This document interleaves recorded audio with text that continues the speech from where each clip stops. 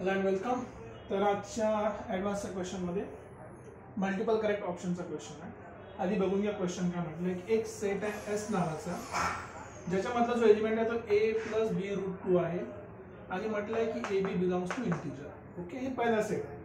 दुसऱ्या सेटमध्ये -1 plus root 2 to the power n, n का नॅचरल नंबर. आणि तिसरा सेट आहे T2 1 प्लस रूट 2 चा power n belongs to natural number. Then which of the following are true, is or are true? सगळ्यात पहिलं logic करायचं जर आपण इथे बघितलं तर मॅक्झिमम लोक काय अज्युम करणार की हा कॉम्प्लेक्स नंबरनी क्वेश्चन आपण सॉल्व्ह करू शकतो, राईट.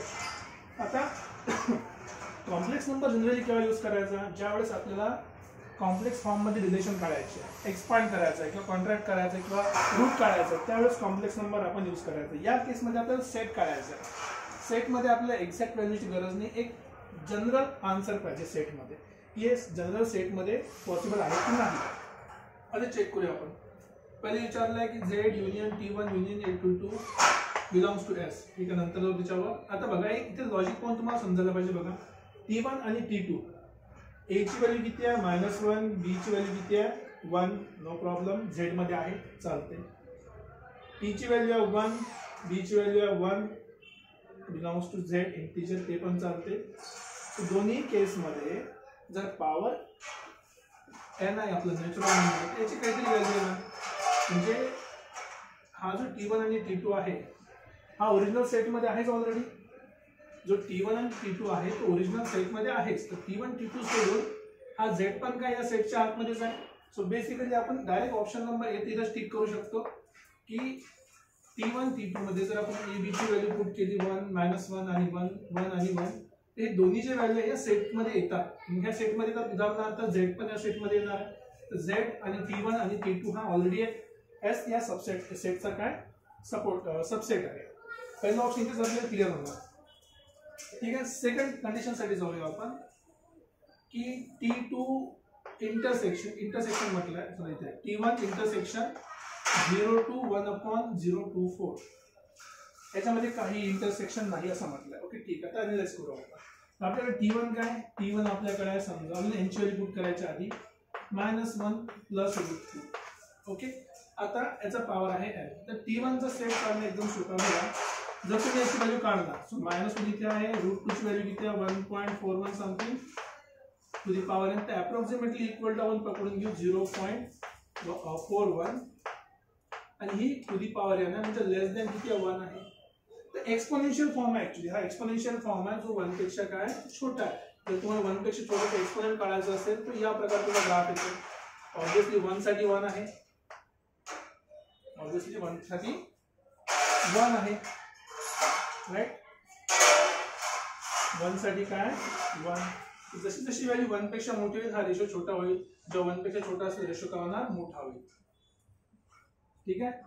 थर्ड कंडिशन आहे T2 मध्ये काय म्हटलंय की जे आपल्याकडे फंक्शन दिलेलं आहे की 1 plus root 2 to the power N.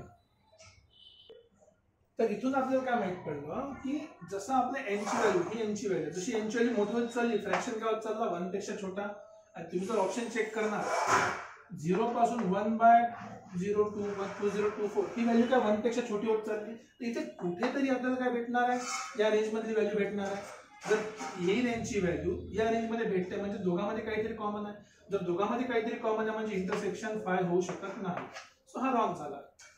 मग मी सॉल्व्ह नाही करतोय, आपण बस अनालिसिस करतोय की हा काही ना काही इंटरसेक्शन आहे. कारण की 1 पेक्षा जशी एन ची व्हॅल्यू समोर गेली, कारण की एन बिलॉंग्स टू काय नॅचरल नंबर, जसं 2, 3, 4, 5 ही व्हॅल्यू काय होणार छोटी छोटी होईल.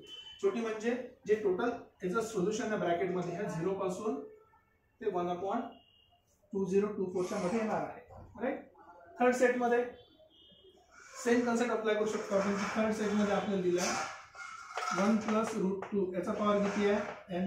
ऑब्वियसली सेम कंडिशन, ही व्हॅल्यू जी आहे सपोज असेल 2.24, ही व्हॅल्यू किती आहे 1 पेक्षा मोठी आहे. जेव्हा मी याचा पॉवर घेणार एन पॉवर, सो जेव्हा एन पॉवर घेणार समजा आपण याचा, तर आपल्याला ग्राफ कसा मिळणार आहे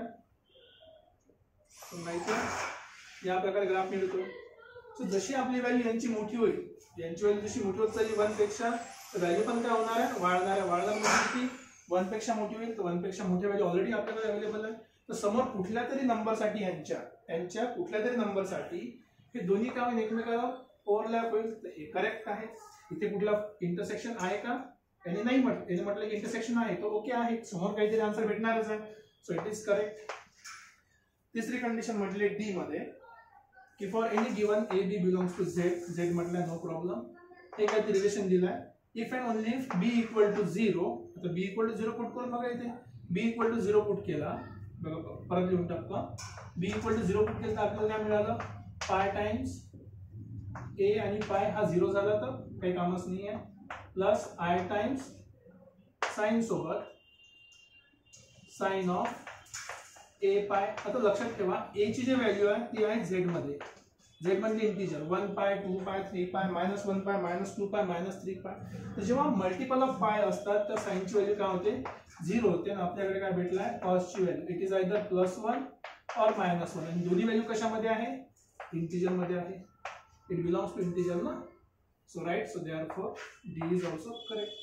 सो ऑब्विसली फक्त तुम्ही ऑब्झर्वेशन करून याला सॉल्व्ह करू शकता, सांगू शकता की आपलं करेक्ट आन्सर आहे ए, सी आणि डी. बी करेक्ट नाही कारण की तिथे पण काहीतरी इंटरसेक्शन येणार आहे. इंटरसेक्शन त्याने काय म्हटलं, बिलकुल एम्प्टी आहे, फाय आहे, पण इंटरसेक्शन ऑलरेडी येणार आहे. हे आपण सांगितलं इथे की एन पेक्षा तशी व्हॅल्यू वाढणार आहे, व्हॅल्यू कमी कमी होईल आणि कुठेतरी त्या रेसिप्रोकल मध्ये किंवा ही जी व्हॅल्यू 1 पेक्षा छोटी आहे ते आपल्या आन्सर मध्ये मिळणार, जे की इथे दाखवलेलं आहे. तो हे चुकलेलं आहे. बाकी तिन्ही करेक्ट ऑप्शन आहे. बिना कॉम्प्लेक्स नंबरचा यूज करता, बिना डिटेल मध्ये सॉल्व्ह करता आपण या क्वेश्चनला सिम्पली एक्सपोनंटच्या बेसिसवर, पॉवरच्या बेसिसवर याला सॉल्व्ह केलेला आहे. आणि हा क्वेश्चन आपण इझिली सॉल्व्ह केला आहे. तर आन्सर करेक्ट काय असणार आहे, ए, सी आणि डी. राईट. तर परत भेटूया नेक्स्ट क्वेश्चन सोबत.